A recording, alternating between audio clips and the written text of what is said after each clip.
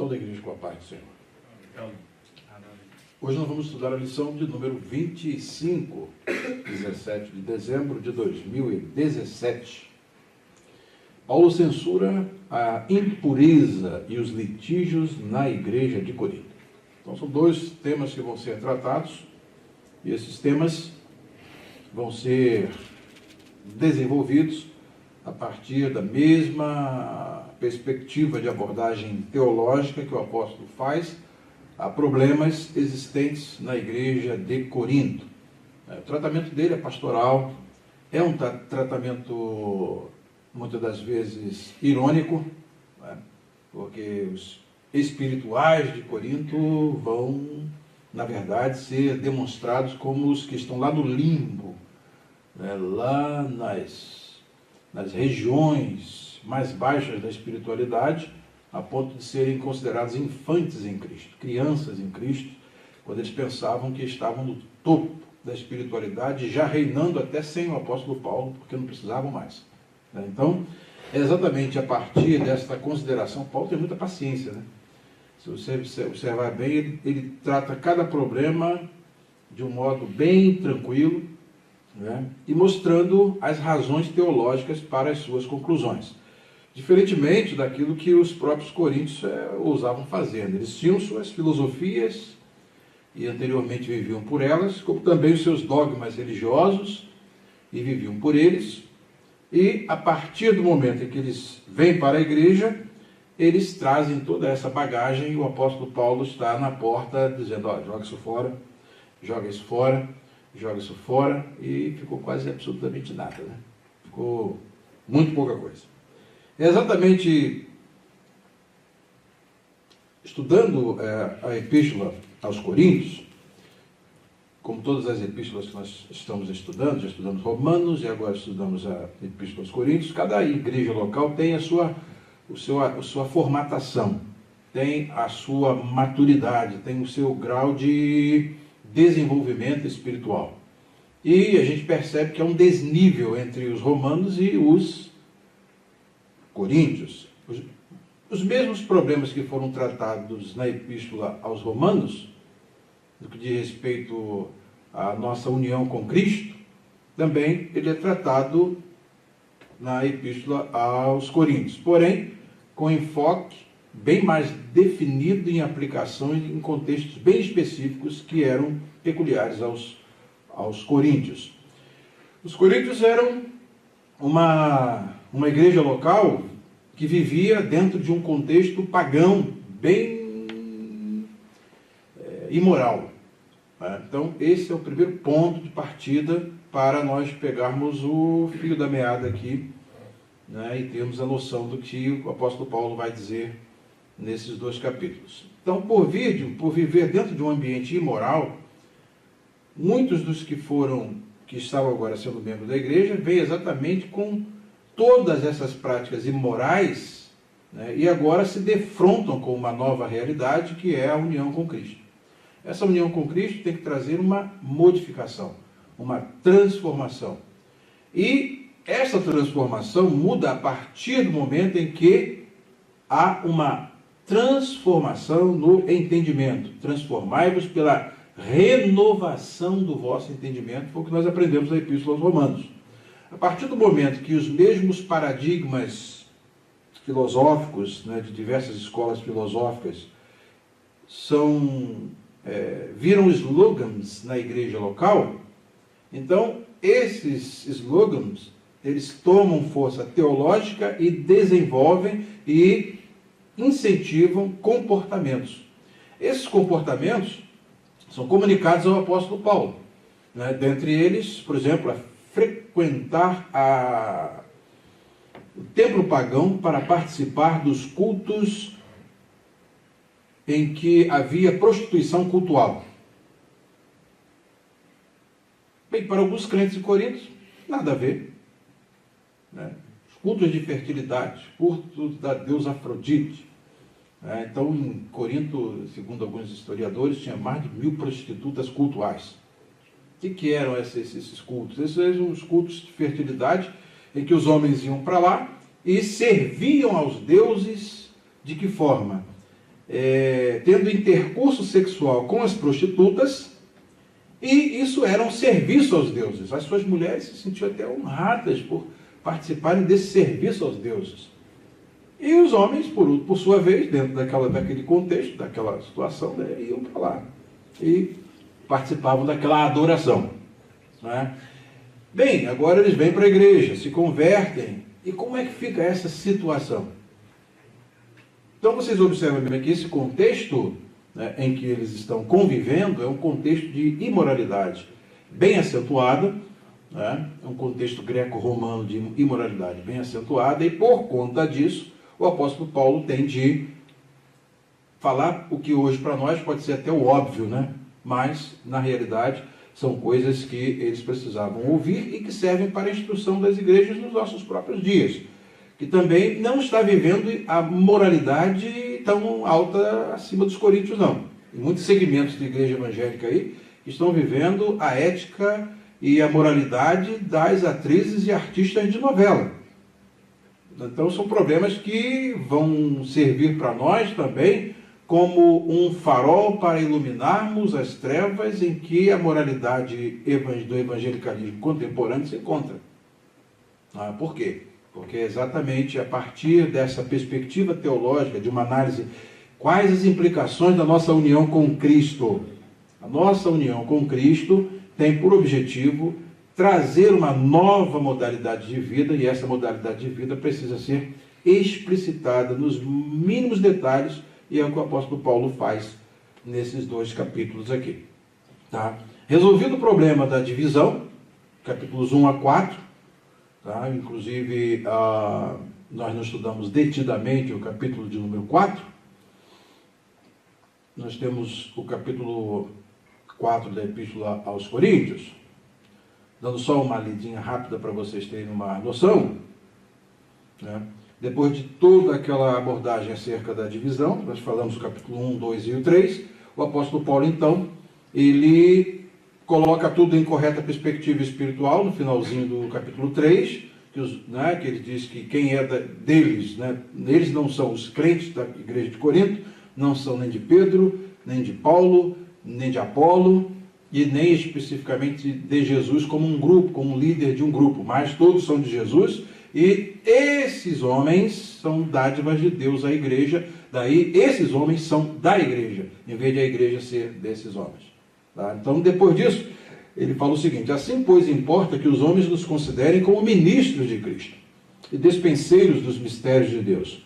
Ora, além disso, o que se requer dos despenseiros, aqui a palavra, daqui que vem a palavra oikonomos, né, que gera a nossa economia de hoje, né, são aqueles que fazem a distribuição dos mistérios de Deus, são os receptores e distribuidores, os encarregados dos mistérios de Deus.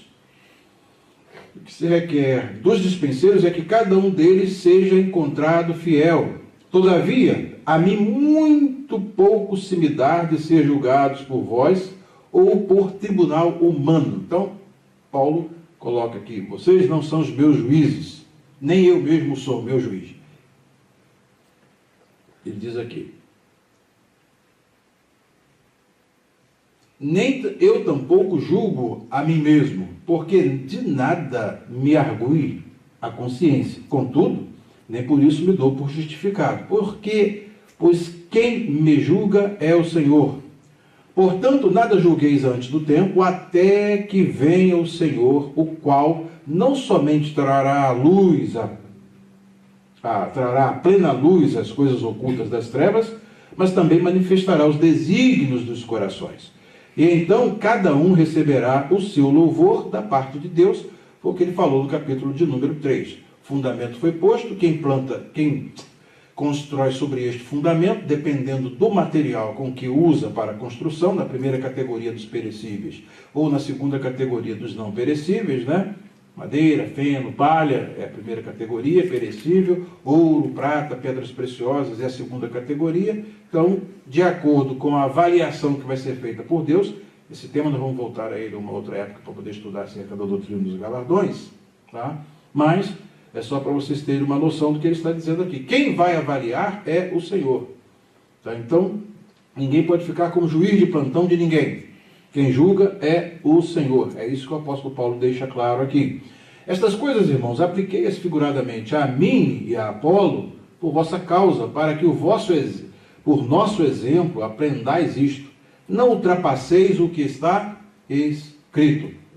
Então, o que está escrito é o limite, a fim de que ninguém se ensoberbeça a favor de um em detrimento do outro. Então, quem escolhe Apolo rejeita Cefas e rejeita Paulo. Quem escolhe Paulo rejeita Apolo e rejeita Cefas.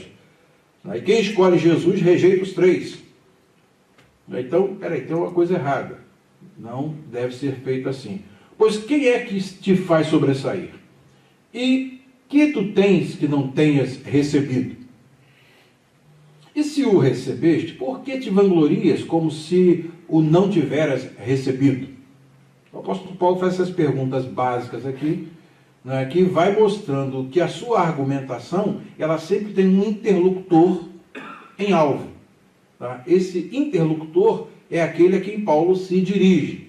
Então, muitas das vezes, ele, em vez de ser direto para com os irmãos, ele constrói a figura desse interlocutor que vai ser o portador virtual das ideias que circulam entre os coríntios e dos comportamentos que circulam.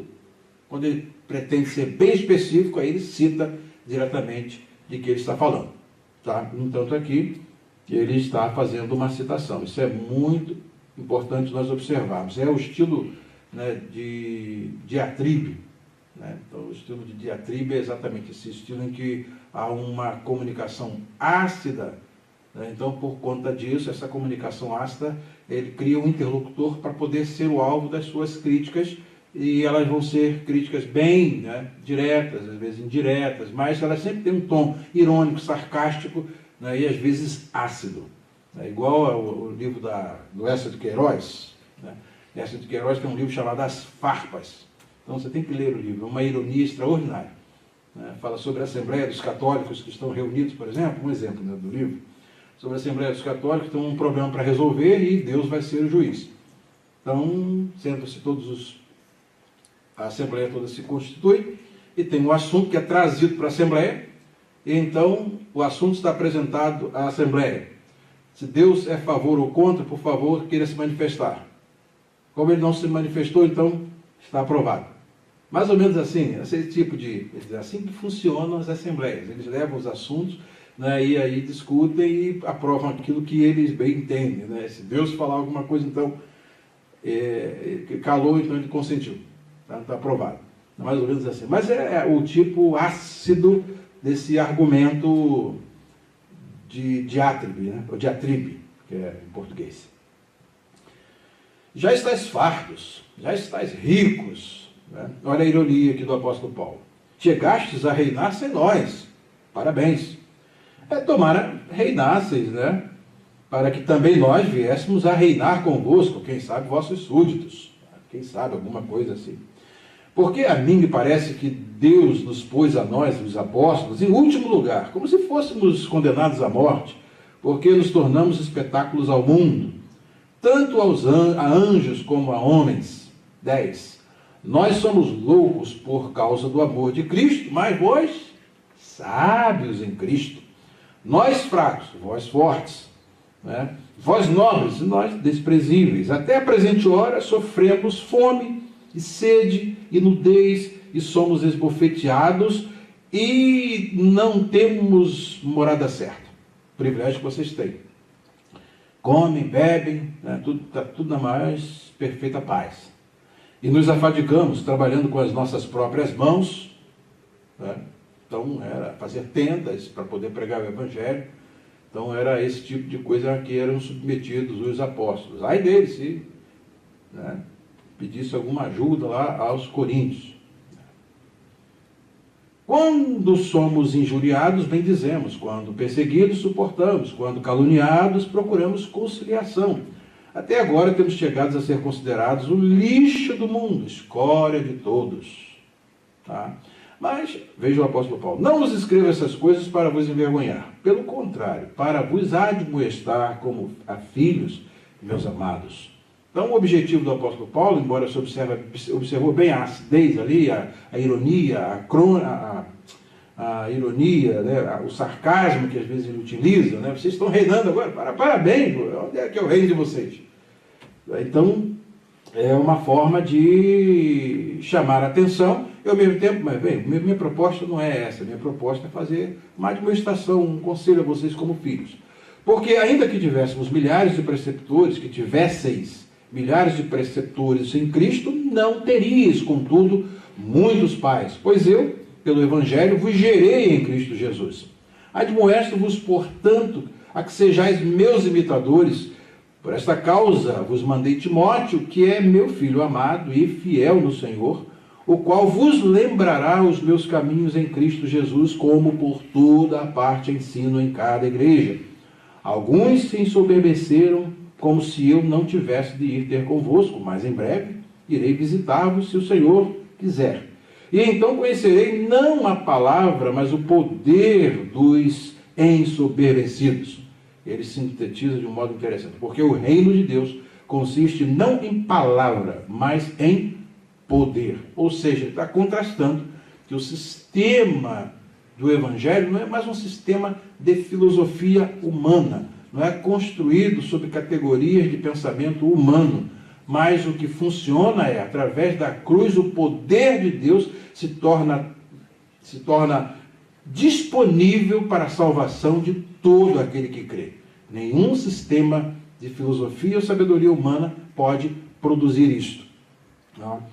É que o apóstolo Paulo deixa bem claro, faz um contraste enorme. Filosofia tem uma função e o Evangelho tem outra totalmente diferente. O primeiro não leva a nenhum resultado no que diz respeito ao que o segundo faz. Né? São exclusivos. Né? São sistemas mutuamente exclusivos.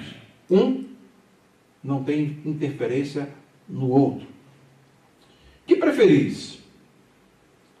Irei a vós outros com a vara, com o chicote, ou com amor e espírito de mansidão?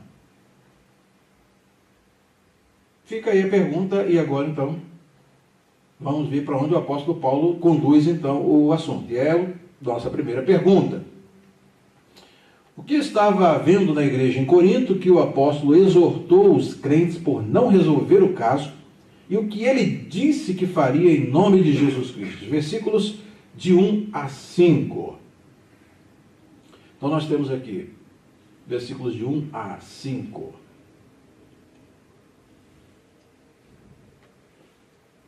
Geralmente se ouve que há entre vós fornicação, e fornicação tal, que nem ainda entre gentios, como é haver quem abuse da mulher de seu pai.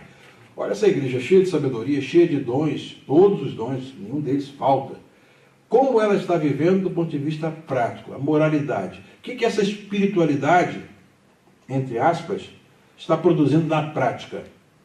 Um caso de incesto dentro da igreja, imoralidade dentro da igreja. Ou seja, o indivíduo pega a madrastra e passa a madrasta a ser sua mulher, e é a mulher de seu pai. Então isso está como um caso na igreja, e um caso não resolvido, que toda a igreja está ciente do problema. O sujeito está sentado no banco, né? A mãe no outro banco, o pai no outro banco, tá? E aí tem esse triângulo. E a igreja está sabendo e nenhuma atitude toma em relação a isso. Tá? Daí o apóstolo Paulo faz o quê? O apóstolo Paulo traz a consideração, né? Esse assunto chega lá, quando se fala assim, e geralmente se ouve que há entre vós, é porque esse assunto está rodando, está circulando. E circula dentro da igreja e circula fora da igreja. É um assunto que está circulando dentro da igreja e fora da igreja. Tá? Estais inchados e nem ao menos vos entristecestes por não ter sido dentre vós tirado quem cometeu tal ação. Por que esse indivíduo ainda não foi disciplinado da comunhão da igreja? Está aí gozando de todos os direitos, participando da ceia, participando de tudo no culto, de repente louvando, né, na igreja e tal. Por quê? O apóstolo Paulo, então, reclama a questão da disciplina na igreja. O que é a disciplina na igreja? A disciplina na igreja é o modo como a igreja protege o nome de Cristo. A disciplina serve exatamente para isso, para proteger o nome de Cristo.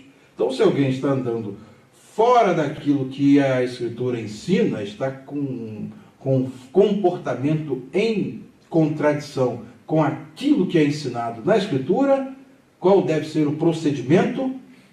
Excisão. Né? É o procedimento cirúrgico, para que o nome de Cristo não seja enxovalhado, para que o nome... Mas, peraí, na igreja de Cristo, isso aí é chamado de igreja de Cristo, e esse comportamento, aí observa bem que é um comportamento, deixe-me, que eu gosto aqui da NVI, que ela vai trazer uma linguagem bem interessante aqui, e vai mostrar que os de fora estão escandalizados. Né? Por toda parte se ouve que há imoralidade entre vocês, imoralidade que não ocorre nem entre os pagãos. Ou seja, o que está acontecendo é algo tão escandaloso que os pagãos estão condenando. Para pensar. E os coríntios estão aprovando esse acontecimento. Tá? A ponto de um de vocês possuir a mulher de seu pai. E vocês estão orgulhosos. Estão aí, né? E línguas, e profecias, e mistérios, e tudo tem lá, dentro da igreja. O que isso nos mostra, de certa forma? Que dons espirituais, prática dos dons espirituais, principalmente como eles, né, são vistos aqui em abundância em Corinto, não significam espiritualidade e maturidade espiritual. Infantes podem ter dons espirituais.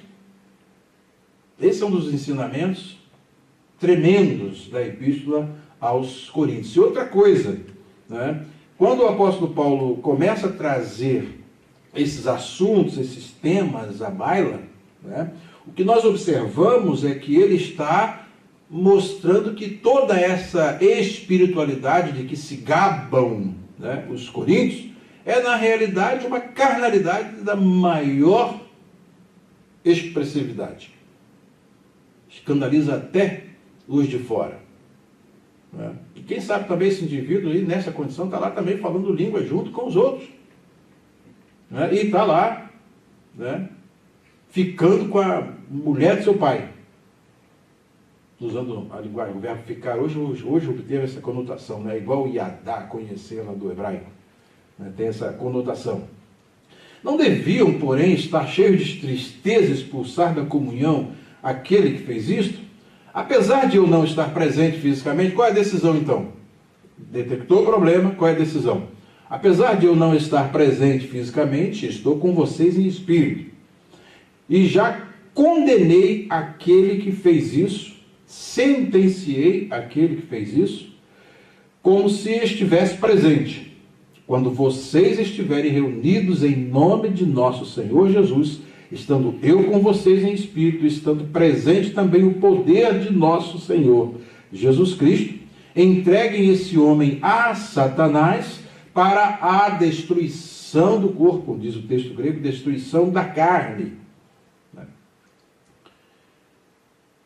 Para que o corpo seja destruído e seu espírito seja salvo no dia do Senhor. Então, o que o apóstolo Paulo determina? Determina que seja feita uma disciplina, e essa disciplina tem implicações espirituais severas. Esse indivíduo vai ser entregue a Satanás para a destruição da carne, com o objetivo de julgamento para o pecado que ele cometeu. Entretanto, isso não afeta a sua salvação no dia do Senhor. Tá? Porque o salvo não perde a sua salvação.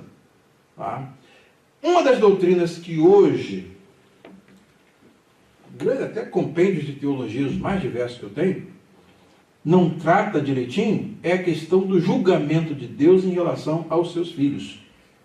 Essa doutrina é por demais esquecida e mal compreendida em vários compêndios de teologia.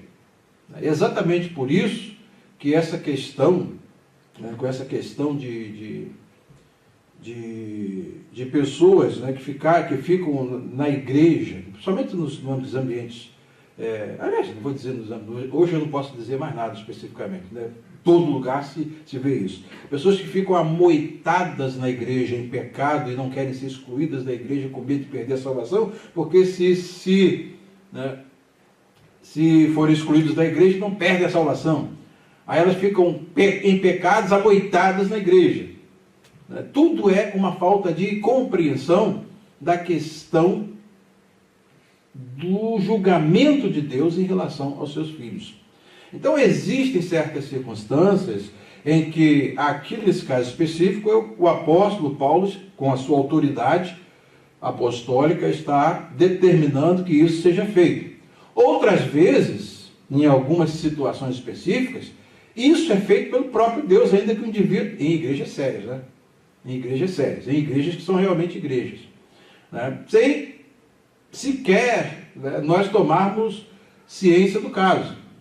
Deus é que toma as providências, né? Deus é que julga e Deus é que condena. Eu já vi isso no meu ministério, ao longo do meu ministério, acontecer em várias instâncias específicas, de Deus julgar aquele que pecou e ficou um pecador impenitente na igreja local, sem confessar o seu pecado. Só foi confessar na última instância, quando já estava já no finalzinho da vida. Outros morreram sem confessar. Mas isso aí é uma questão de que quem estabelece esse tribunal para julgar é o Senhor. É o Senhor que estabelece esse tribunal. Então, a doutrina do julgamento dos crentes, que é muito explícita no Novo Testamento, essa epístola do apóstolo Paulo, então, ela é fundamental para nós entendermos disso, quando se fala a respeito da ceia, né, quando somos julgados, né, quando somos julgados pelo Senhor para não sermos condenados com o mundo.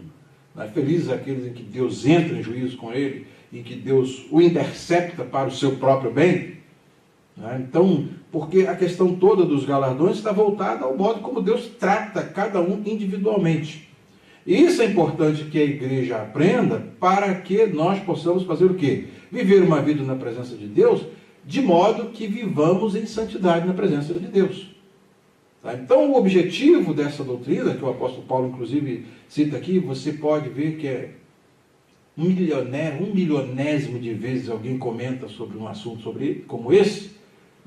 É um assunto importante, porque Deus é aquele que julga na igreja. Isso aí é um tema que o apóstolo Pedro desenvolve, que o juízo começa pela casa de Deus. Tudo isso é bem claro, é bem explícito, mas as pessoas não sabem juízo para quê, por quê, qual a finalidade.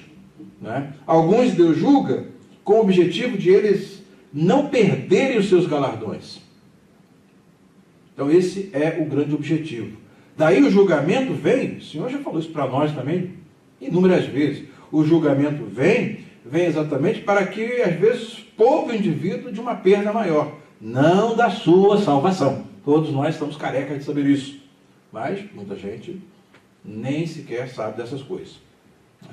Então, a questão do julgamento na igreja é fundamental para que haja o quê? Para que haja a preservação do nome de Cristo. A igreja, Cristo é a cabeça da igreja. Então a igreja está uma bagunça, a igreja está complicada, então é preciso que isso aconteça. Então nós temos muitos exemplos.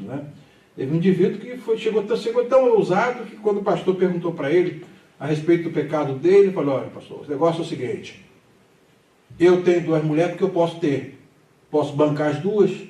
Se mesmo, chegou para o pastor e falou isso. Aí o pastor falou: é mesmo, o sujeito falou isso. Rapaz, o sujeito é corajoso mesmo, hein? Bom, então tá. Tudo bem, ok. Daqui a pouco o indivíduo, um câncerzinho para poder parar a sua arrogância, o seu perfil arrogante, e no finalzinho da vida ainda tem a oportunidade de fazer o último pedido, de perdão lá na igreja. Chega lá todo trêmulo, lá, já no finalzinho da vida, pede perdão à igreja, né? Pede para poder voltar à comunhão, e aí a igreja perdoa, né?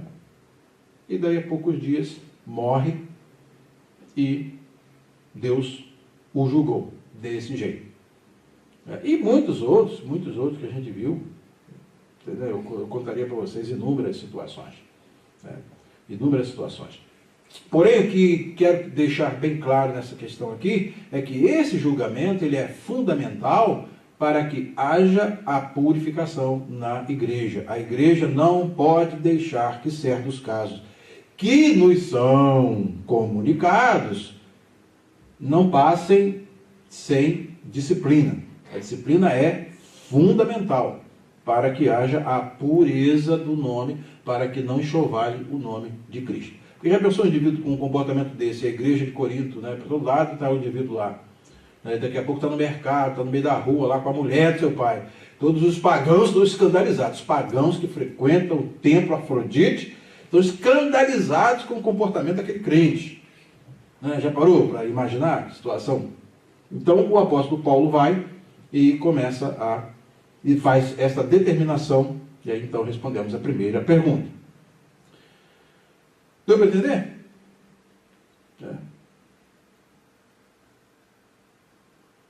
Isso já falou até para nós, né? Aqueles que pecarem pagarão com seus próprios corpos. Então ninguém leva bagagem para o outro lado. O senhor falou que é aqui o lugar do acerto de contas, né? Para o outro lado vai todo mundo purinho, levinho, sem problema algum. Os problemas são resolvidos do lado de cada existência. Né? Isso é bom para nós. É bom para nós no sentido que a gente vai passar a viver, e sempre vive, passar a viver não, já estamos vivendo dentro de uma certa vigilância, porque essas coisas não são para extraterrestres, são para nós mesmos, que vivemos no meio da sociedade e a tentação está em toda parte e nós precisamos vigiar, porque Satanás está aí para poder fazer exatamente isso. Ele está em derredor buscando a quem possa tragar. Não vai tirar a salvação de ninguém, mas pode tirar o galardão, pode tirar a vida, pode fazer uma série de coisas, se Deus permitir. Com que o apóstolo comparou a contaminação que tal assunto causaria à igreja? O que ele mandou que eles fizessem e como eles deveriam festejar? Então aí, 1 Coríntios, capítulo de número 5, versículos 6 a 8, nós temos o seguinte: o orgulho de vocês não é bom. Vocês não sabem que um pouco de fermento faz toda a massa ficar fermentada? Então, um pouco de fermento, uma atitude dessa, vai fazendo o quê? Vai se espalhando. Isso aí vai acabando, como diz, vai virar doutrina. O comportamento errado, ele tende a se espalhar, ele tende a infectar os outros membros do corpo. Então, é como um vírus. Se ele não for combatido, ele se espalha e daqui a pouco está numa condição que todo o corpo está afetado. Então, o apóstolo Paulo está comparando aqui a ação, né, de uma atitude na contramão da vontade de Deus livremente dentro da igreja, vai fazer o quê? Gerar o mesmo incentivo. Copiar para o mal é uma tendência humana. E aí, isso sem resolver, um caso sem resolução, dentro da igreja local, ele acaba produzindo comportamentos iguais e tem uma desculpa.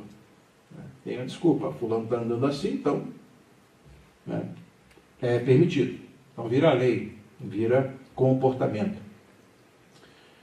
Livrem-se do fermento velho. Então, esse indivíduo aí é um fermento que tem ação não boa dentro da massa. Tem que tirar ele fora. Faz a comparação também dos ázimos, né, e da massa fermentada. Então, do ponto de vista, a azimidade, ela é a massa que está pura. Né? Quando a massa está fermentada, então ela está sofrendo a influência do fermento. Então o apóstolo está aqui, livre-se do fermento velho, que é exatamente o que? Esse comportamento que é escandaloso até para os gentios, para os que são de fora, e para que sejam uma nova massa, uma massa nova e sem fermento, como realmente vocês são. Então a igreja é uma massa, que diz aqui, uma massa pura. É uma comunidade que está vivendo os padrões de Cristo. E quem quer viver os padrões de Cristo, esses têm plenos direitos de estar na membresia, se essa palavra foi criada pelos crentes, né? Como membros da igreja. Só que não existe, olha, é bom que é importante essa palavra membresia, já que os crentes criam muitas coisas, já criaram também membro e membra. Então não existe membro e membra.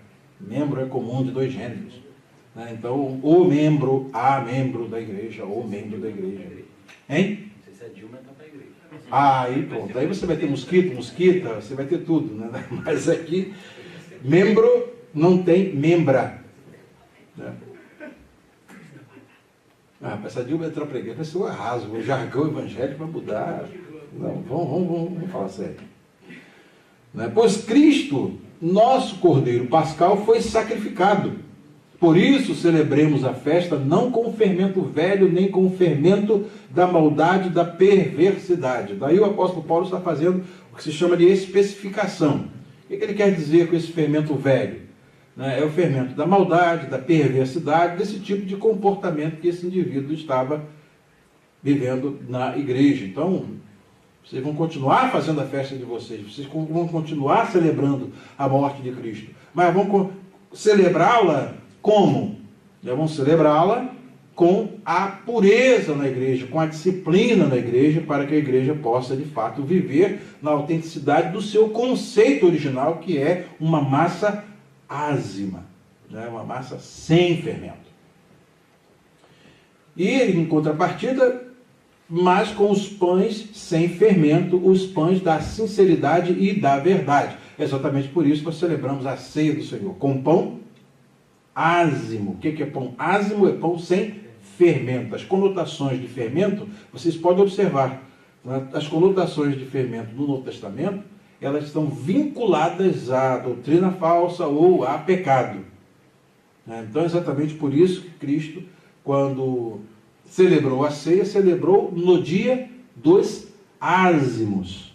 Então ele usou o pão ázimo para celebrar a ceia. Então é importante que a gente observe isso.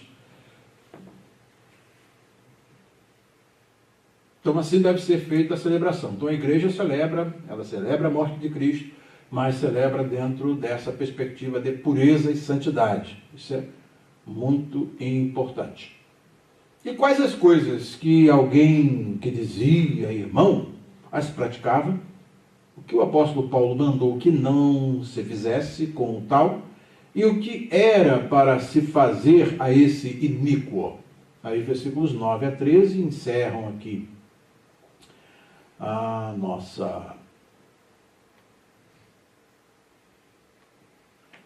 capítulo de número 5, e diz: já disse por carta que vocês não devem associar-se com pessoas imorais. Então, o apóstolo Paulo, o que é colocado aqui, vem confirmar aquilo que eu havia falado para vocês, que já tinha uma outra carta que o apóstolo Paulo tinha escrito. Então, essa nossa primeira carta, na realidade, é a segunda carta. Então aqui o apóstolo Paulo, eu mostrei, eu defendi, eu coloquei a tese e não defendi a tese. Agora estou defendendo a tese. Então já disse por carta que vocês não devem associar-se com pessoas imorais. Então havia sido enviada uma carta para eles, e nessa carta o apóstolo Paulo já tinha ensinado para eles que eles não deveriam associar-se com pessoas imorais. É exatamente por isso que a nossa primeira carta que temos por escrito é, na realidade, a segunda carta. E a nossa segunda carta é, na realidade, a quarta carta, que tem uma intermediária, tese aprovar. Então, está claro aqui? Com isso, não me refiro aos imorais deste mundo. Então, aí é que vem a questão. Bem, como é que pode? Eu não vou me associar aos imorais. Eu pego um ônibus, vou ter que saber a vida do motorista, se ele é moral ou é imoral. Você pega um táxi, a mesma coisa. Você viaja de avião, como é que é a vida do piloto? Você está associado, de qualquer forma você está ali. Quem é quem são os atendentes ali, né, do bordo? Não é isso que o apóstolo Paulo... Vou no mercado, como é que eu faço? O apóstolo Paulo não está dizendo isso. Então ele vai dar com a máxima clareza o que ele está querendo dizer. Com isso, não me refiro aos imorais deste mundo, nem aos avarentos, aos ladrões ou aos idólatras. Não, não é isso que eu estou dizendo. Se assim fosse, vocês precisariam sair deste mundo. Né? Se vocês quiserem viver num lugar em que não tem pessoas imorais nessa sociedade, vocês têm que ser retirados dela. Entende o que o apóstolo Paulo está dizendo? Mas então o que ele está querendo dizer para não se associar com pessoas imorais? Aí que o apóstolo Paulo, mas agora estou escrevendo que não devem associar-se com qualquer que, dizendo-se irmão, seja imoral, avarento, idólatra, caluniador, alcoólatra ou ladrão. Ele não deu a lista completa. Né? Dizendo-se irmão, aqui está as pessoas que são os referentes que o apóstolo Paulo está dizendo. Aqueles que, dizendo-se irmão, são todas essas coisas aqui. Com estas pessoas, com tais pessoas, vocês não devem, nem devem comer. Porque é comida, né, inclusive na perspectiva judaica, e também na perspectiva greco-romana, de alguma coisa assim, é um ato de comunhão. Você só convida para comer dentro da sua casa uma pessoa com quem você tem uma estreita comunhão. Vai sentar à sua mesa, vai frequentar o seu ambiente, onde está a sua família. Então, um indivíduo que tem essas características, o apóstolo Paulo disse, não chama nem para a tua casa. Não se chama nem para a tua casa. A menos que vai ter um culto evangelístico lá, que você vai pregar para esse indivíduo, aí é uma coisa. Mas viver associado, irmanado, juntado, né, com sociedade, né? O apóstolo até vai combater isso mais à frente. Então, o apóstolo Paulo está dizendo, com os tais vocês não devem nem comer. Está dando para entender a argumentação do apóstolo Paulo? Pois como haveria eu de julgar os de fora da igreja? Então, não é o apóstolo Paulo está dizendo, não é o meu papel no momento. Tá? Meu papel no momento não é esse. Não devem vocês julgar os que estão dentro? Deus julgará os de fora. Expulsem esse perverso do meio de vocês. Então está lá fora, né? O julgamento não vai caber a nós agora. Deus tem um dia reservado para fazer esse julgamento. Mas o que está ocorrendo agora no meio da igreja, decisão. Expulsem este perverso, esse iníquo, esse mau caráter, aí você pode botar todos os termos, né, do meio de vocês. Então essa é a decisão que o apóstolo toma em relação a uma questão em que há dentro da igreja um comportamento sexual inadequado, e o apóstolo então vai e dá todas as coordenadas para que os coríntios resolvam os problemas. Orientado o problema, bem, o apóstolo deixa a questão do julgamento, né? Ele vai estreitando. Então, sabe, a igreja tem que julgar os casos dentro da igreja, por isso ela precisa ter parâmetros, tá? E o parâmetro que a igreja tem é a palavra de Deus, tá? Ela não se baseia nos filósofos, ela não se baseia nos slogans mundanos, ela se baseia na palavra de Deus, é a palavra de Deus que nos traz conhecimento daquilo que é a vontade de Deus, para que nós possamos exercer isso aqui em nós mesmos, seguirmos as regras e também exercermos a disciplina. Nisso o apóstolo Paulo abre um espaço para poder tratar de um outro problema que vem na sequência. Qual será, hein? Qual será? Isso aqui que eu olhei, isso aqui parece até que eu estou lendo uma novela, assim, estou acompanhando cada caso, cada fato. Não é, Lafayette? A gente vai acompanhando aqui os coríntios, rapaz, eles eram extraordinários. E a Maria Antônia? Quer fazer uma pergunta? Não? O que os crentes de Corinto faziam quando tinham questões entre os irmãos, o que Paulo mandou que eles fizessem e o que ele disse que a igreja irá fazer? Então tem um problema, mais um. Né? Tem um problema, mais um na igreja em Corinto. Qual é o problema na sequência? Vamos ver, versículos de 1 a 6. Então vamos aqui passar.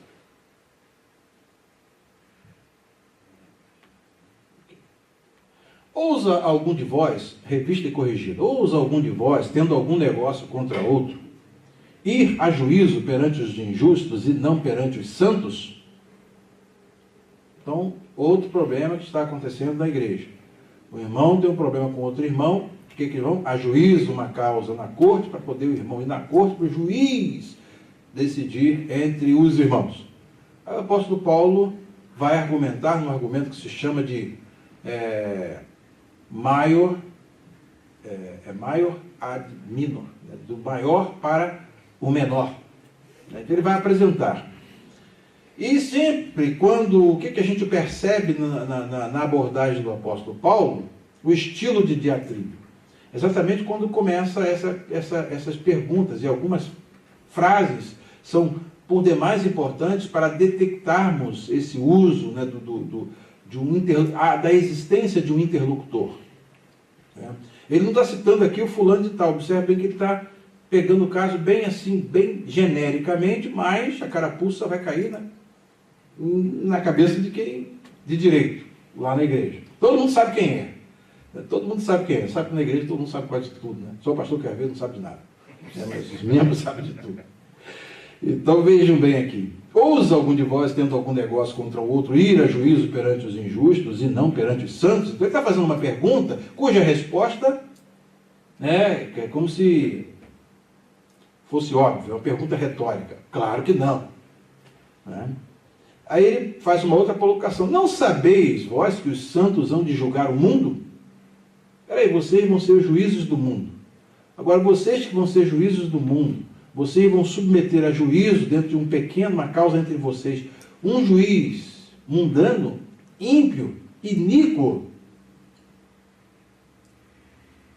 Ora, se o mundo deve ser julgado por vós, sois porventura indignos de julgar as coisas mínimas, ou as coisas que estão pertencentes à experiência ali comum deles? Não tem condição de resolver o problema? O apóstolo Paulo faz uma segunda pergunta, esse não sabeis o que já deveriam saber, que obviamente o apóstolo Paulo em outras ocasiões ensinou para eles. Tá? Então o apóstolo Paulo já deixa claro para eles, vocês serão juízes do mundo, isso aí foi tudo ensinado, vocês são juízes dos anjos que caíram. Então, para lá, o status de vocês com o corpo glorificado no futuro será superior aos dos anjos. Tem gente que está querendo pelo menos ser igual aos anjos no céu, né? Só que o status dos remidos será muito mais elevado do que os anjos. A ordem dos redimidos será muito mais elevada. Por quê? Porque nós fomos feitos à imagem e semelhança de Deus. E nós temos corpo. Né? Então, por nós termos corpo, nós somos uma ordem diferente. E esse corpo vai ser glorificado. Então, todas essas doutrinas foram apresentadas para eles lá. Agora, vocês que vão estar nesse status tão elevado, vocês não podem resolver probleminhas aí, as picuinhas aí da vida? Vocês que vão ser juízes? Espera lá para pensar. É como um juiz que decide várias coisas numa corte, chega dentro de casa e não tem problema de resolver um problema entre um irmão e um filho e outro. Então, é mais ou menos essa colocação, esse nível aí. O argumento é do maior para o menor. Ora, se nós vamos ser juízes do mundo, aí vem a segunda pergunta, não sabeis vós que havemos de julgar os anjos? Aí o apóstolo Paulo dá uma outra, sobe mais um pouquinho o nível. Olha aí a responsabilidade que vocês têm. Olha aí como é que fica. E quanto mais as coisas pertencentes a esta vida. Não sabeis vós que ireis julgar os anjos? Quanto mais as coisas pertencentes a essa vida. Então o apóstolo Paulo.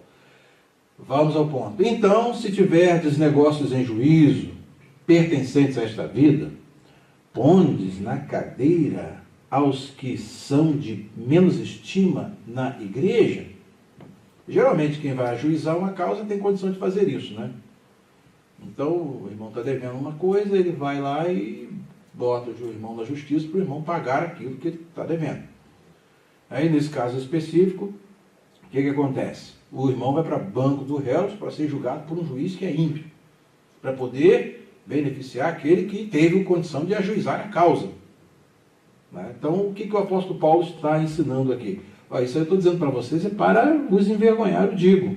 Não há, pois, entre vós sábios? Oi, cadê os sábios aí de Corinto? Os espirituais aí? Né? Onde é que estão eles? Cadê os sábios aí para poder... Não tem entre vocês aí nenhum que possa julgar essas causas, resolver esses problemas, se não são os sábios.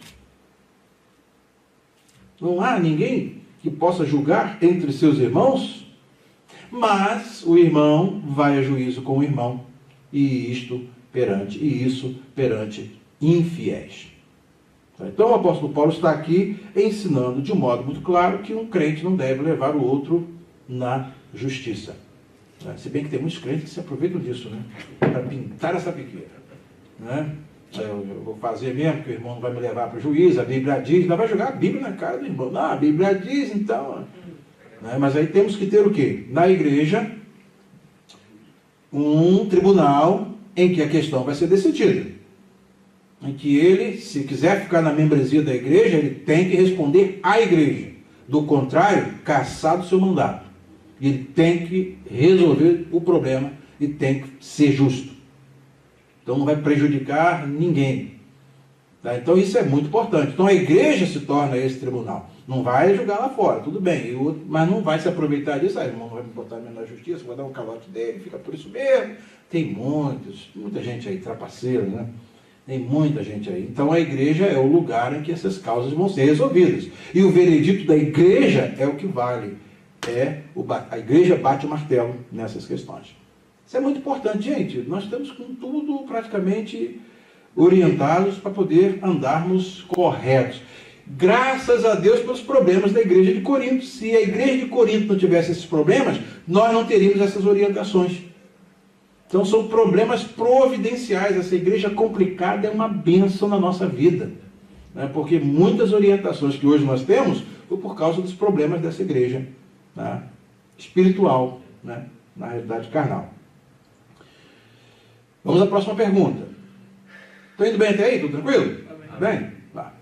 A próxima pergunta. O que o apóstolo Paulo disse que era um erro entre os crentes, o que eles deveriam suportar e o que eles mesmos faziam ao contrário?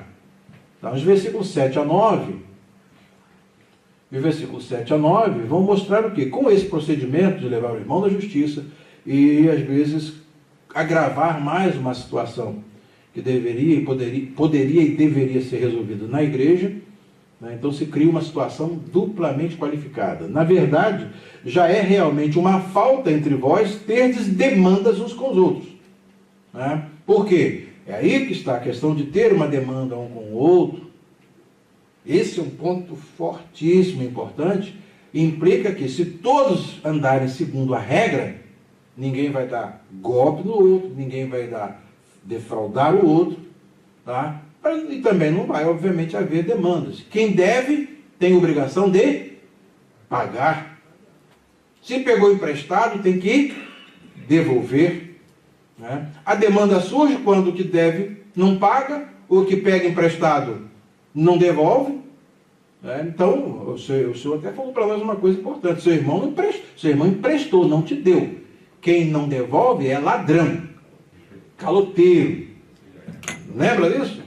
Né? O senhor já falou isso para nós de modo bem claro. Né? Então, as demandas surgem exatamente porque às vezes a pessoa vai reivindicar o que é de direito. Né? E isso aí em pequenos níveis e em grandes níveis. Tá? Coisas pequenas e também coisas grandes. Né? Tem gente que pega um dinheiro emprestado e nunca que paga. Né? Nunca que paga. E aí é uma situação complicada. Por quê? Porque pode gerar uma demanda. Né? E essa demanda já é um erro, porque quem pegou emprestado, estava consciente que pegou emprestado, tem que pagar. Não pode ficar sem pagar. Se não pagar, o Senhor já disse o nome dele, é ladrão. A irmã Dominga era escrupulosa em relação a isso. Ela pegasse um dente de alho com alguém emprestado, porque o pastor Jair saiu e deixou e esqueceu de comprar o alho. Ela pegasse lá na casa do Zadiel, que morava pertinho dela ali, né? No outro dia, quando ela comprava o alho lá, que o seu dente... Ah, irmã Dominga, não precisava não, eu peguei emprestado com você aqui, estou devolvendo. Foi só alfinete. Ela era escrupulosa nisso daí, gostava muito de ver as coisas que a irmã Dominga fazia. Mas você não pegou, foi dado, foi emprestado. Então essas são coisas importantes. Do contrário, surge a demanda. A demanda já é um erro. Mas elas surgem exatamente porque não se anda conforme a regra. Porque não sofreis antes a injustiça. Então, às vezes, é preferível, o apóstolo Paulo está dizendo, é preferível você sofrer a injustiça. Bem, já que você não quer pagar mesmo, então vou te perdoar a sua dívida. Fazer igual aquele credor, né? Aquele credor que apresentou, lembra do credor incompassivo? Como é que é a história do credor incompassivo? Vocês lembram? O indivíduo devia uma certa quantidade de dinheiro, foi lá e pediu perdão, o Senhor foi e perdoou. Aí o irmão dele devia a ele uma quantidade infinitamente menor. Ele foi lá, me paga o que você me deve. Aí paga o que você me deve, paga o que você me deve, e colocou o sujeito na cadeia. Aí depois comunicaram ao Senhor, vem cá, rapaz, eu não te perdoei uma dívida muito maior, você não deveria usar da mesma misericórdia com seu irmão? Com seu... Aí ele, então agora, meu amigo, pronto, agora você vai pagar minha dívida. Agora você vai pagar a minha dívida. Então você já tinha perdoado a sua dívida, agora você vai ter que pagar. Aí, a mesma situação que ele deixou o outro, que não podia pagar. Então são coisas assim. Então o apóstolo Paulo, de um modo geral, dentro do possível, está dizendo, por que não sofreis antes o dano? Mas vós mesmos fazeis a injustiça e fazeis o dano, e isso aos irmãos. Não sabeis que os injustos... Aí o apóstolo Paulo vai então fazer no discurso, ele vai fazer aqui uma mudança para poder abranger de um modo geral. Afinal de contas, vocês não são o reino de Deus? E o reino de Deus não é gozo, paz, alegria no Espírito Santo. Não é comida, não é bebida, não é palavra, não é sistema de filosofia, de sabedoria humana. O reino de Deus é poder de Deus, é alegria, é gozo e paz no Espírito Santo. E é um reino de justiça. Nós fomos justificados. O que significa ter sido justificados? Estudamos isso exaustivamente na Epístola aos Romanos. Justificação, ela tem um aspecto forense, que Deus te declara justo, mas também essa união com Cristo produz em nós a justiça que a lei não podia produzir, porque estava, segundo o apóstolo Paulo usa a expressão, enferma pela carne. Mas Deus, enviando o seu Filho em semelhança da carne de pecado, pelo pecado, condenou o pecado na carne, ou seja, como oferta do seu corpo, ele condenou o pecado na carne para que agora a justiça de Deus seja produzida em nós. Então, isso deriva da nova vida. Então o apóstolo Paulo diz, não sabeis que os injustos não hão de herdar o reino de Deus?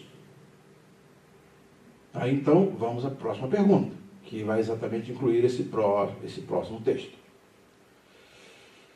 O apóstolo Paulo diz aqui, a pergunta, o que o apóstolo Paulo disse que era um erro haver entre os crentes, o que eles deveriam suportar e o que eles mesmos faziam ao contrário? Já respondemos. Quais as categorias de pessoas que o apóstolo Paulo disse que não herdarão o reino de Deus e o que ele disse que os coríntios já tinham alcançado? Então, os versículos 9, 10 e 11 são versículos interessantes.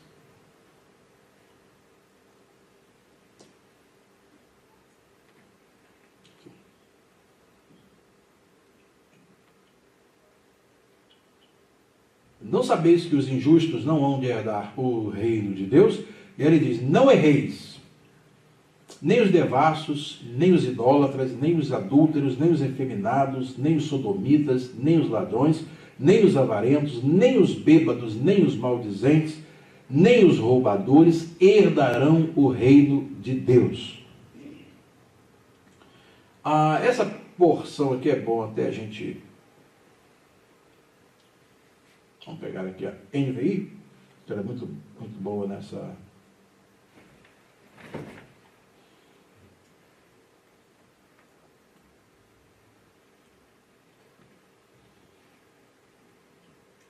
Nessa categorização, nessa lista que o apóstolo Paulo apresenta aqui, tem algumas peculiaridades que eu gostaria de mostrar para vocês. Vocês não sabem que os perversos não hão de herdar o reino de Deus?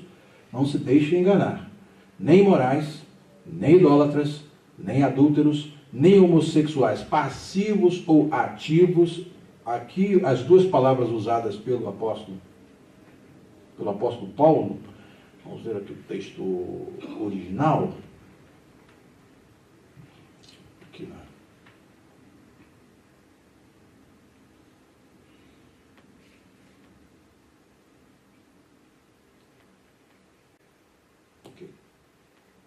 Ele faz aqui na sequência. Você observa que ele coloca 3 categorias aqui, 4 juntas aqui. Você pega as primeiras, imorais, e depois ele vai idólatras, adúlteros, nem homossexuais, ativos ou passivos, que lá é chamado de efeminados, e sodomitas, na versão revista e corrigida. O que são isso? O que vem a ser uma coisa e outra aqui? Esse versículo 9, nós temos... Dentre os pecados de imoralidade, nós temos os adúlteros, temos os idólatras, e dentro dessa mesma categoria, por que os idólatras estão aqui? A primeira pergunta que a gente faz nessa classe aqui, dos imorais. Porque a idolatria, dentro daquele contexto religioso, ela estava associada à promiscuidade cultual. Né? Nessa região ali, de Corinto, tinha as prostitutas cultuais. E esses cultos que envolviam imoralidades, envolviam práticas de prostituição dentro do sistema religioso, ele é citado aqui porque ele está vinculado ao ídolo. A deusa, né, promove um culto, os cultos de fertilidade, ou outros cultos em que envolviam as prostitutas cultuais, estão tudo dentro dessa imoralidade. Então eles estão... Por isso que o apóstolo Paulo coloca a idolatria dentro dessa categoria de adultério e de imoralidade, por conta da associação que a idolatria tinha, da conotação que a idolatria tinha em relação a práticas sexuais proibidas pela Escritura. Tá? Então aí ele coloca essa categoria. E a segunda aqui, eu até fiz uma nota aqui dentro dessa... Aqui. Eu até fiz 2 notas aqui, né, falando a respeito dos adúlteros. São pessoas que, casadas, se envolvem com uma pessoa casada ou não casada, nessa classe. Agora tem os efeminados e homossexuais, nessa versão aqui, que é a versão atualizada de 2017. Então, vendo a palavra grega aqui, vamos ver a palavra grega. Ok. Aqui embaixo. A palavra pornoi, aqui no caso, que vem de pornos, que daí deriva a nossa palavra pornografia contemporânea, envolve toda a imoralidade, todo tipo de imoralidade, o mais abrangente possível.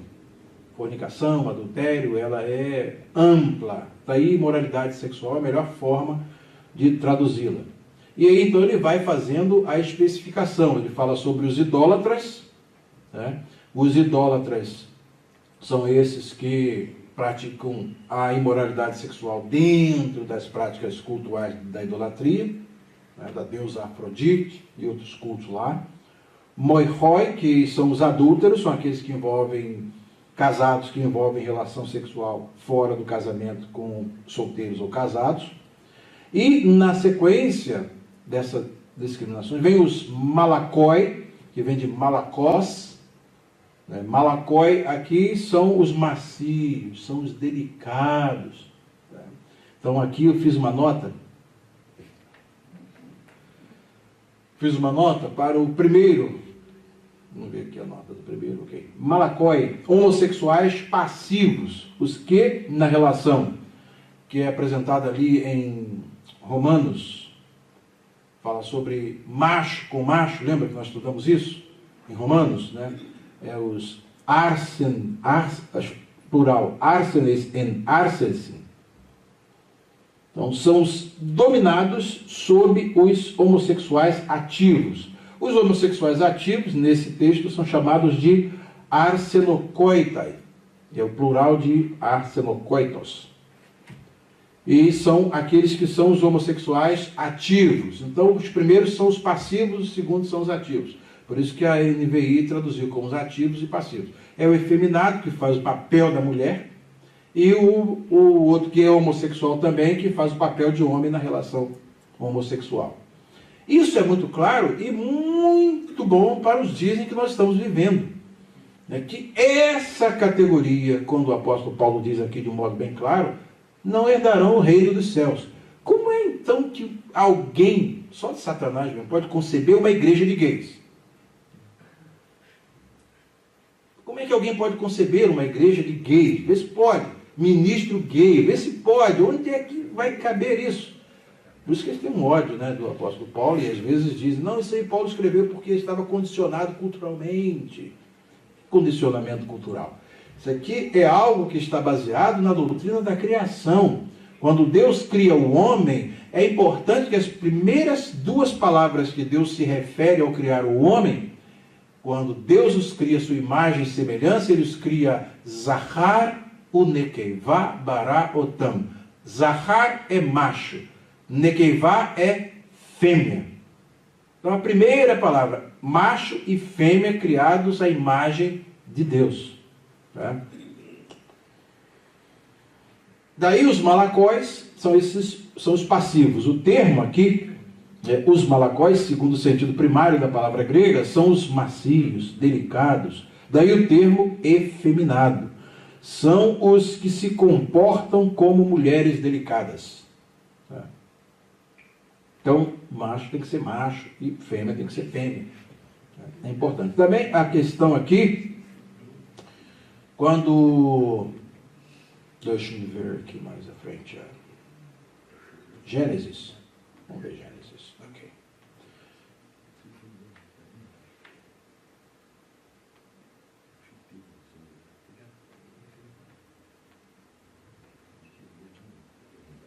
Deixa eu abrir aqui o texto de Gênesis 1:4, Lex, Discourse, Hebrew Bible.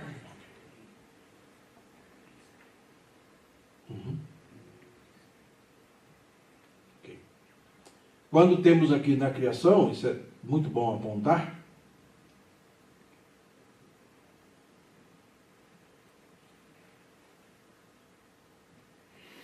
Ok. Na decisão de Deus, tá? Na decisão de Deus aqui, da criação do homem, né, é importante. Nasce Adam Betsalmeinu Kidmutenu. Criamos o homem, daqui é importante observar o plural usado aqui. Criemos homens, façamos o homem, o verbo, na verdade, do verbo assar, fazer, façamos o homem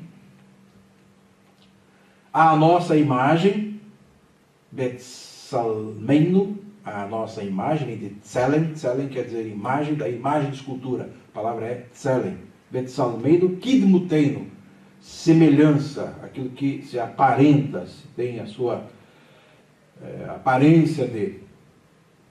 E aí dá todos os atributos do homem, e no finalzinho, depois de todas as ordens que são dadas para ele, qual é o objetivo da criação do homem? Então, o objetivo da criação do homem é para que ele domine, ele seja dominador dos animais domésticos, seja dominador das árvores.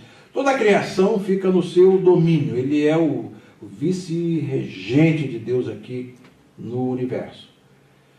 E no finalzinho aqui, no versículo 26, quando isso é decidido, aí vem o narrador dizendo, Vaivra Elohim et Adam betsalmo. Então criou Deus, o homem, à sua imagem. Betselen Elohim, veja que esse Betselen Elohim, aqui até está colocado em evidência, um pouco maior tipo, para poder mostrar que isso aqui está dando uma ênfase. Então isso aqui é feito, é o Antigo Testamento feito hebraico com análise de discurso. Então, aí nessa sentença aqui nós temos esse dispositivo, Betselem Elohim, a imagem de Deus, bara oto, o criou. Aí quando se fala em homem, macho e fêmea, Zahar, aqui ó, Zahar, uNekevá, bara otam. Então, macho e fêmea os criou. Nekevá, quando você vai analisar esta palavra, ela vem... Vamos ver aqui. Ok. Nekevá, verbo nakab. Então, há alguns cognatos utilizados, né? E ela tem um sentido de perfurar, de ter um buraco. Então é exatamente nesse sentido em que a expressão nekevá refere-se ao órgão sexual da mulher. E o zahar, em contrapartida, ele é o que entra. Então a mulher é chamada de nekevá, a que é entrada, que tem uma entrada. E nekevá é o que entra, mostrando como Deus idealizou na criação que haja relação entre homem e mulher, macho e fêmea. Quando o apóstolo Paulo comentou, né, e discutiu a questão da homossexualidade dentro lá dos Romanos, no capítulo 1, o que ele fala? Ele mostra exatamente a tradução dessas duas palavras que vão ocorrer aqui no texto hebraico. Ele apresenta essas palavras traduzidas aqui para o grego. Então ele usa lá a palavra arsen, mostrando que ele estava falando que na nossa Bíblia, revista corrigida, você vai ver que aparecem aí os homens se inflamaram em sua sensualidade, homens com homens. No texto grego, a palavra utilizada é arsen. Arsen quer dizer macho, que é a tradução que a Septuaginta faz de zahar. E teles, que é nekevá, a tradução para o grego de nekevá, mostrando que o objetivo ali é falar que os machos deixaram o uso comum da nekevá, da teles, que é a mulher, e inflamando-se em sensualidades uns para com os outros. De modo que a prática da homossexualidade é algo inconcebível e condenada de modo explícito nas Escrituras. É muito claro isso. É muito claro isso. Então, essas duas palavras aqui, elas são importantes para que nós possamos discernir aqui. Daí, então, na igreja não pode ter o malacói. O que é o malacói? É o macio. Pai Senhor, irmão. Pai Senhor, irmão. Vocês já viram isso? Vocês já viram isso? Vocês estão rindo? Isso aí é malacói. Hein? Isso aí é malacói. Não tem condição. Macio, não. Pai Senhor. Pai Senhor. Inclusive até a voz masculina, né? A voz masculina já é feita mesmo para poder, né, dar um destaque, diferente da voz feminina, né? Ela tem aquele mais grave, né? Então, é importante. Esses detalhes são interessantes, não são? Então vamos lá. Malacói, aí não tem nada de malacói, de malacós. Sai para lá, malacós. Você está lembrando aí da história, Tiago? O Tiago já está ali, ó, recordando de alguma coisa. Tudo bem até aí, então?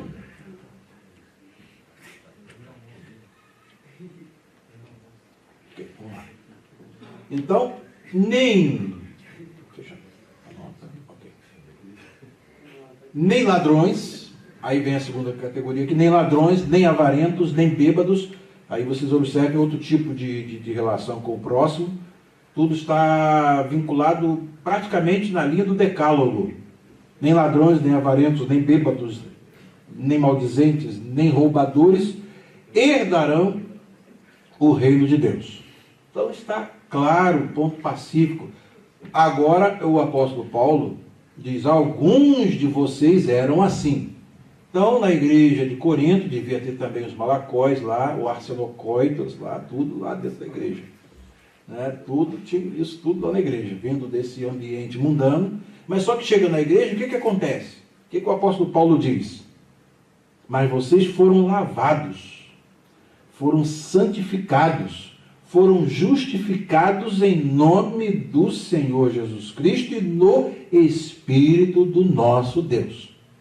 Então o indivíduo vem de lá, malacói, mas vira macho aqui, né? Vira, né, arsen, né? Vira macho, vira zahar.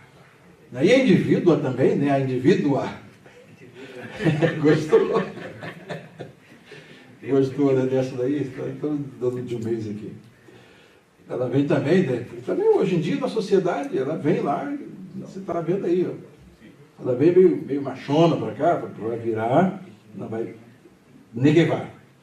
né? Pudesse assumir a sua identidade, dada pela criação. Ok, até aí? Então são pontos que eu gostaria de destacar com vocês. E como o apóstolo Paulo tratava as coisas permitidas ou lícitas, para o que o nosso corpo não deve ser usado e o que Deus fará aos nossos corpos. Teologia errada sempre leva a comportamento errado, né? Concebe-se um pensamento, gera-se uma palavra. Concebe-se uma palavra, pronuncia-se uma palavra, gera-se um comportamento. Semeia-se um comportamento, colhe-se um destino. Aliás, esse é um poema daquele que existe. Semeie um pensamento, colherás uma palavra. Semeie uma palavra, colherás um comportamento. Semeie um comportamento, colherás um destino. É exatamente na linha disso aqui que o apóstolo Paulo apresenta dos versículos 12 ao versículo 15, de modo o versículo 12 e depois o versículo 18, aparece um ponto aqui, que essa semana fazendo meus estudos aqui na epístola, eu achei algumas coisas interessantes aqui, importantes.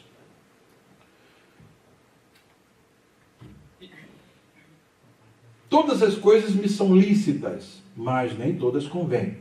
Entendam bem que há vários estudos mostrando esse aspecto do uso de diatribe no texto do apóstolo Paulo aqui, na epístola, principalmente esse texto de capítulo 6, versículos 12 ao versículo 20.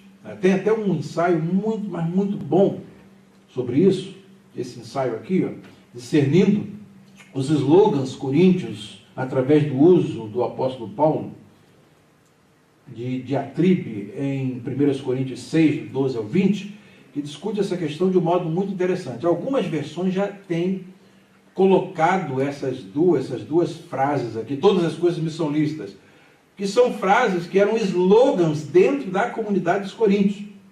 Então esse slogan foi apresentado pelo apóstolo Paulo. Estão dizendo lá que todas as coisas são lícitas, então não tem que estabelecer regra nenhuma. Daí os crentes estão indo para o culto da Afrodite, os crentes estão frequentando todo tipo de ambiente lá, porque para eles tudo é lícito. Agora nós não temos mais nenhuma restrição, nós fomos salvos pela graça, então, alguns com aquela teologia lá de Romanos, né, vamos pecar para que a graça seja mais abundante.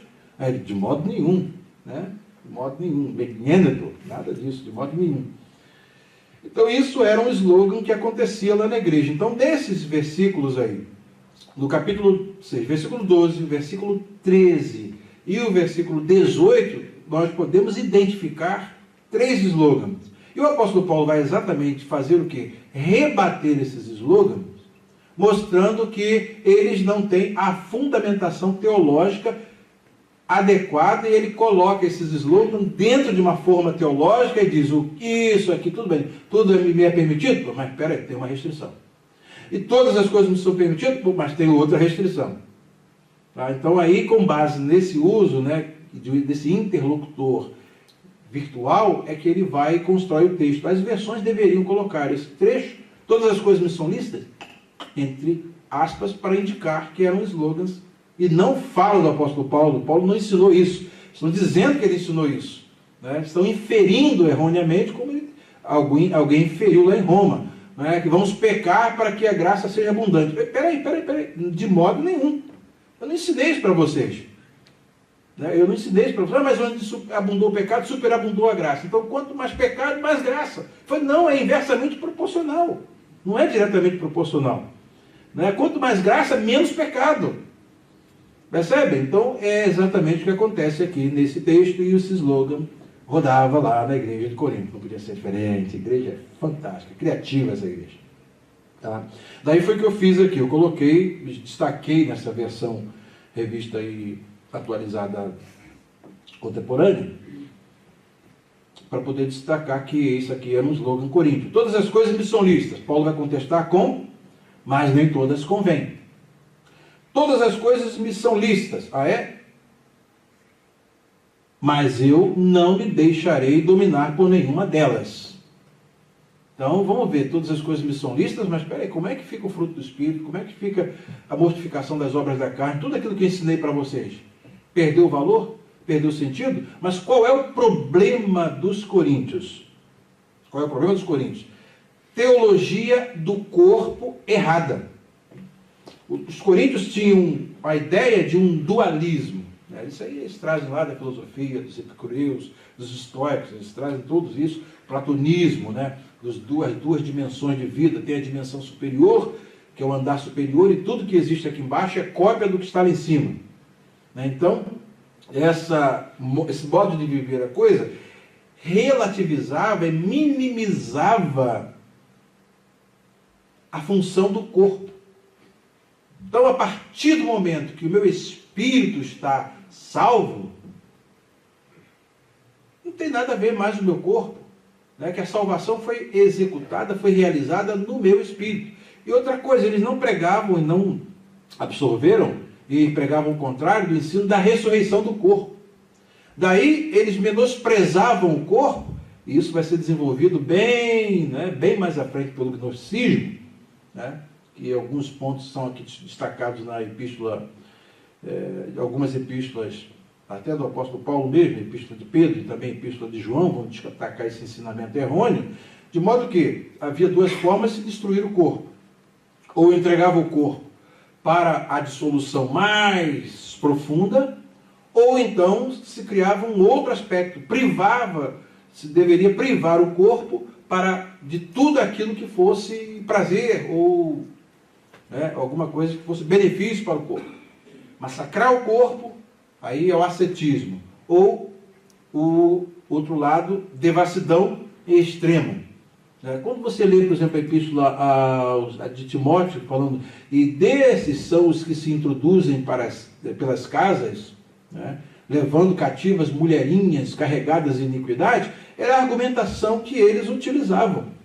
Que o corpo ele precisa ser desfeito para poder liberar o espírito para a sua dimensão mais elevada.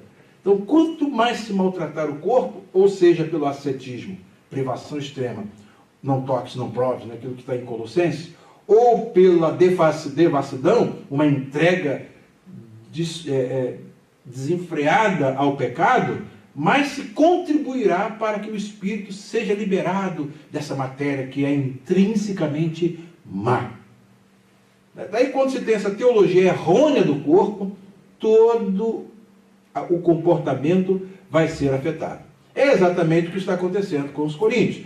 Eles negaram a doutrina da ressurreição do corpo.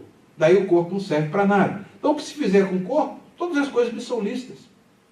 Mas o apóstolo Paulo, mas nem todas me convêm. Então, ele vai colocar a coisa dentro da teologia correta. Ele vai reafirmar a doutrina da ressurreição do corpo e vai mostrar algo mais, o que implica essa nossa união com Cristo.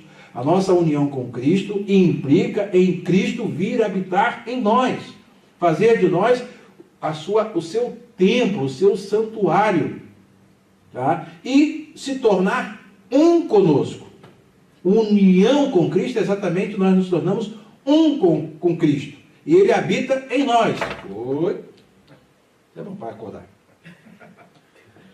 Ele habita em nós, né? E habita no nível do nosso espírito que tem como receptáculo o corpo.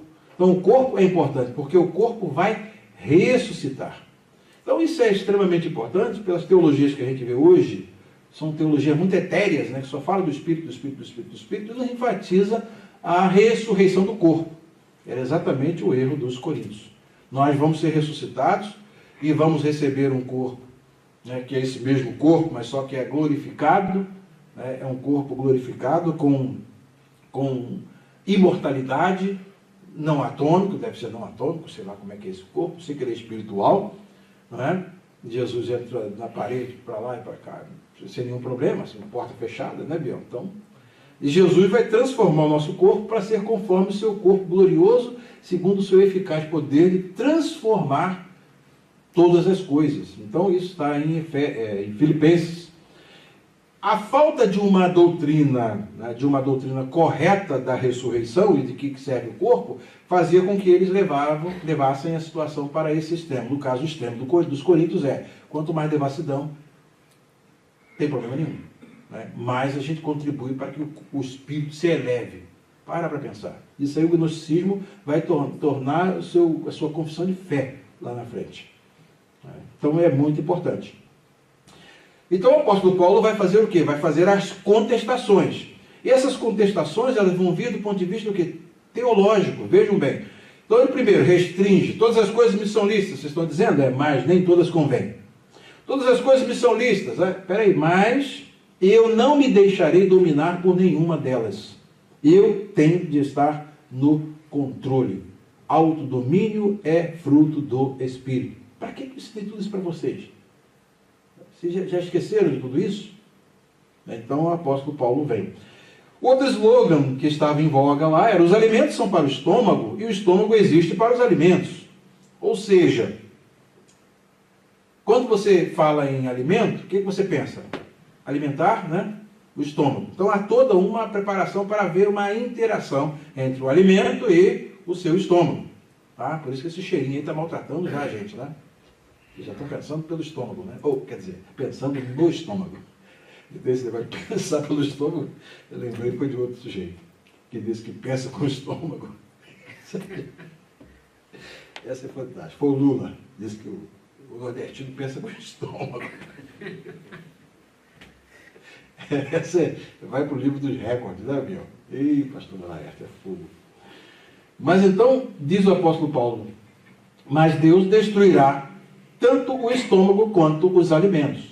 Então, essa questão de os alimentos são para o estômago e o estômago existe para os alimentos, fundamentava o que lá na igreja de Corinto? Bem, Deus fez o homem um ser sexual. Tá? Daí o que acontece? Ora, se eu tenho apetite sexual, ele tem que ser satisfeito. O apóstolo Paulo vai dizer para ele: espera aí. Sim, mas Deus estabeleceu um modo disso acontecer. Através de quê? Homem se unirá à sua esposa. Então o apóstolo Paulo vai colocar as coisas dentro da teologia correta. Ele diz, porém, peraí, Deus vai destruir um e o outro. Mas, veja bem, vou argumentar por outro lado. Porém, o corpo não é para a imoralidade, mas para o Senhor. E o Senhor para o corpo. Daí o que o apóstolo Paulo está querendo dizer é o seguinte: qual é a função do corpo? Qual o objetivo do corpo? O nosso corpo, quando nós nos unimos com Cristo, Cristo passa a habitar nesse corpo. E nós passamos a ser um. E isso tem uma implicação séria que o apóstolo Paulo vai dizer logo na sequência. Deus ressuscitou o Senhor e também nos ressuscitará pelo seu poder. Reafirma a doutrina da ressurreição que eles já tinham julgado para escanteio. Tá? E então ele diz, vocês não sabem que o corpo de cada um de vocês é membro de Cristo? Ou seja, ora, se Cristo habita em vocês, então o corpo de vocês é membro de Cristo. Ou seja, Cristo é o cabeça da igreja. Cada um de nós é membro do seu corpo. Tá? Agora, ele fala, e será que eu tomaria os membros de Cristo e os faria membros de uma prostituta? Quando o apóstolo Paulo diz, quando o marido se une à mulher e é um com ela está em Cristo e ele está em Cristo, tá? Então é a única união legitimada pela palavra de Deus, tá? Entre homem e mulher casados um com o outro, tá? Não é só porque está em Cristo que não abre esse precedente, não, você vai fazer igual o outro lá, né? Não é isso que o apóstolo Paulo está dizendo. O que ele está dizendo aqui é, nós estamos em união com Cristo, nosso cônjuge está em união com Cristo, então essa união, ela tem um terceiro elemento, que é Cristo. Perfeito. Agora, quando o indivíduo pega os membros do seu corpo e une a uma meretriz, o que acontece? Ele leva Cristo para uma relação promíscua, desaprovada pela palavra de Deus. Nessa relação promíscua, observa bem o que ele obriga Cristo a fazer. Estar nessa união com a meretriz. O apóstolo Paulo argumenta aí. Será que eu tomaria os membros de Cristo, nosso corpo, e os formaria membros de uma prostituta? De modo nenhum. Aí vem aquela frase que eu li, de modo nenhum. Né? Ou não sabem que o homem que se une à prostituta forma um só corpo com ela. E aí que vem o problema teológico. Ora, se o indivíduo está em Cristo, quando ele se une com a prostituta, ele está levando Cristo para uma relação promíscua. Essa é uma visão da teologia do adultério, teologia da prostituição, da mais elevada possível. Daí as consequências. Quando alguém está adulterando, está fazendo o quê? Levando Cristo para uma relação promíscua.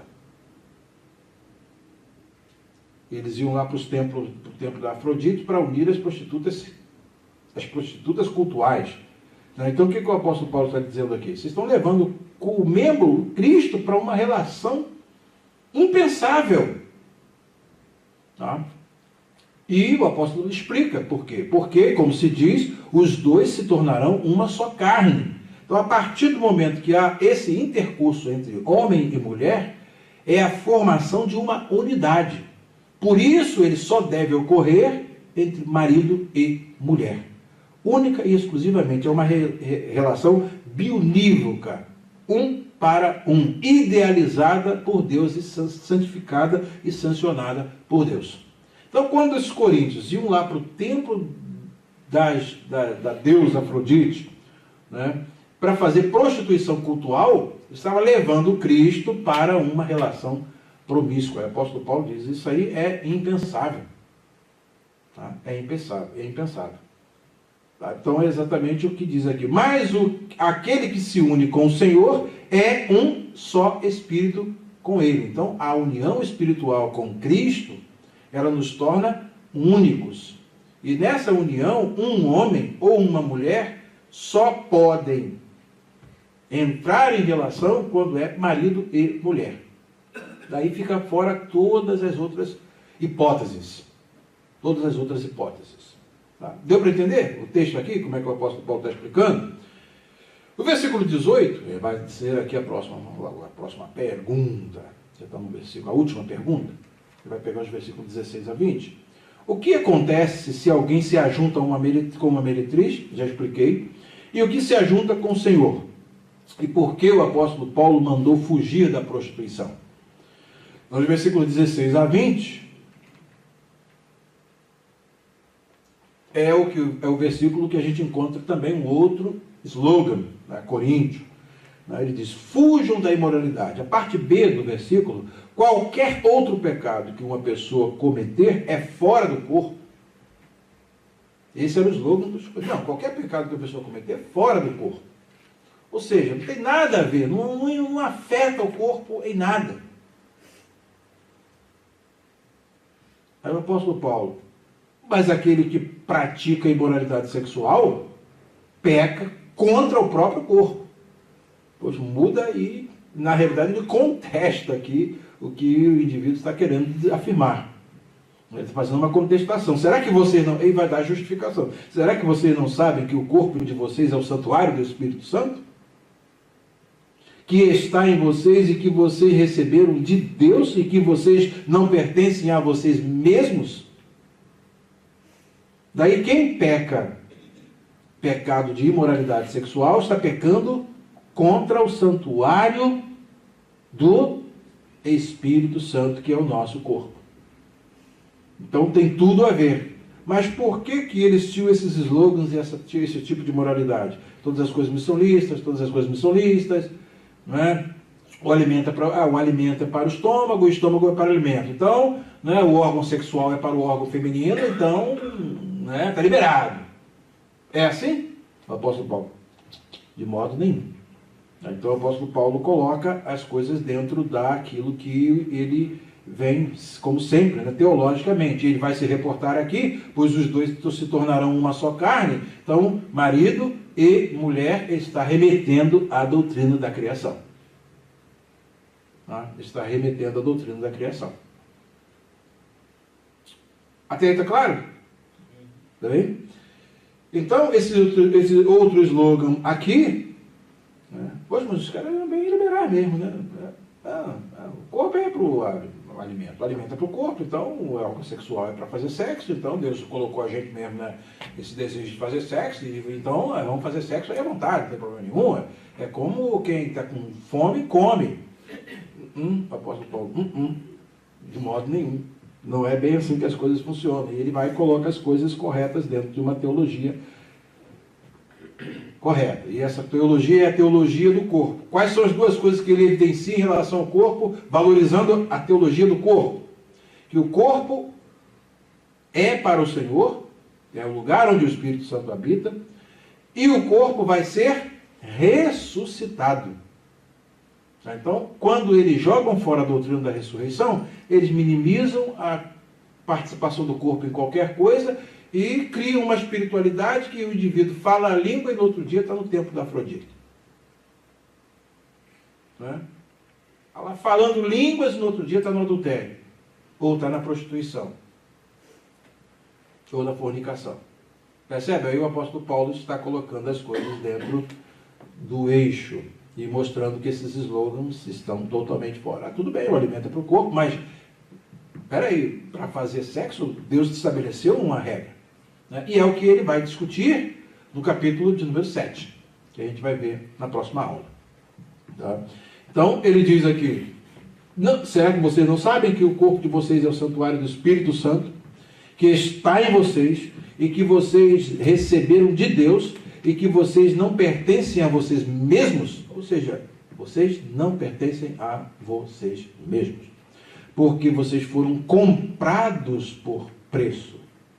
Então, quando o apóstolo Paulo coloca, né, que nós fomos comprados por preço, quando nós somos comprados por preço, nós somos comprados no mercado de escravos, os escravos do pecado, nós fomos os comprados e resgatados por um preço de sangue, para sermos do Senhor.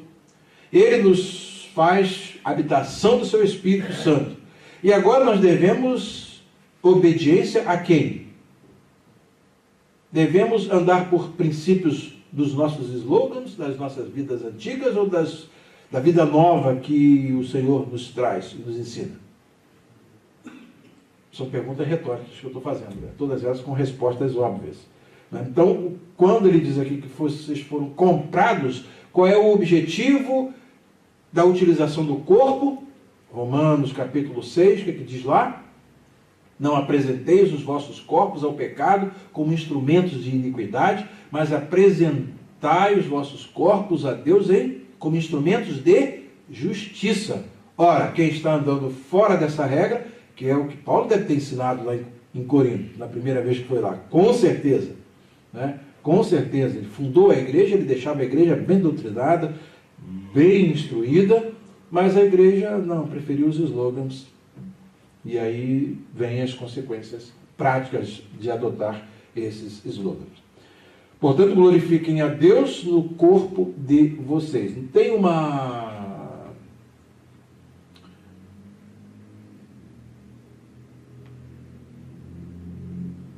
Versículo 20, na versão revista e corrigida, vocês vão observar que ela vai seguir o texto Receptus, tá? O texto que a versão revista e atualizada 2017 segue o texto da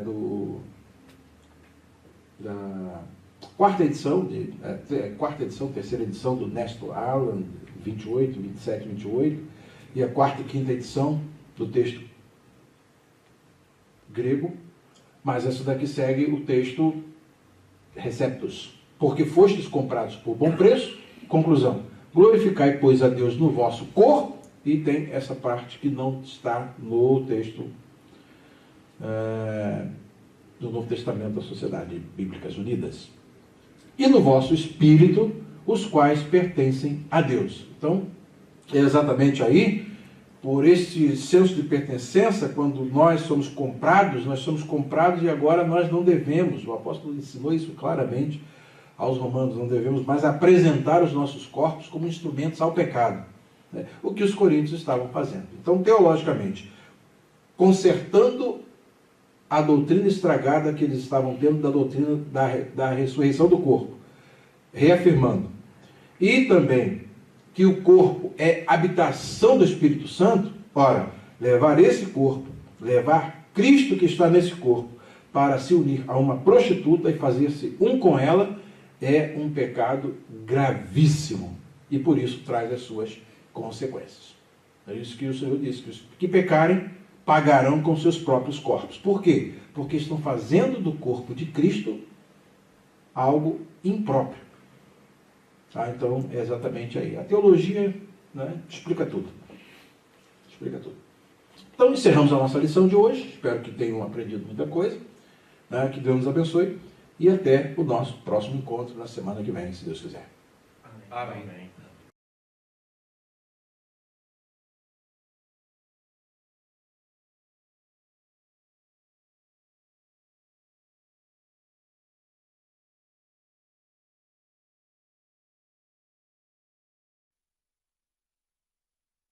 Halos acuita in humin pornea, kai toiaute pornea hetis udein tois ethnesen. Hoste gunaikatina tu patras echin, kai humes perfusiomenoi este, kai himalon epinthesate, hina artheic mesu humon hata ergan tuta praxas. Egomingar apon tosomati, paronde to pneumati, ede kekrika, hos parontan hutos tuta katergasamenon. Into anamati tu Kyriou hemon Jesu, sun accenton humon, kai tu amu pneumatas, sun te duname tu Kyriou hemon Jesu, paradunai ton toiuton to satana, es alathron te sarkos. Hinata pneuma sothe in te hemera tu Kyriou, ukalan ta kauchema humon. Ugoidita hati mikra zume, halanta furama zumoi? Ekatharata tein palean zumein, hina eite nead furama. Kathoses da azumoi, kaigar ta pasca himon et tuse Christos. Hoste heortazomen, mein zume palea, medein zume kakias, kai ponerias. Al in azumois elicrineas kai alitheas. Egrapsa humin in te epistole, me sunanamignus thai pornois.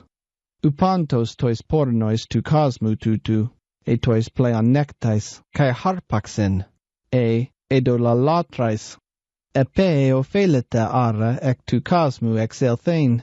Nunde egrapsa humin, me sunanamignus thai, antis adelphos anamazamenas, pornas, pleonectes, edalalatres, loidaros, methusas, harpax, to toiuto me des sunestien.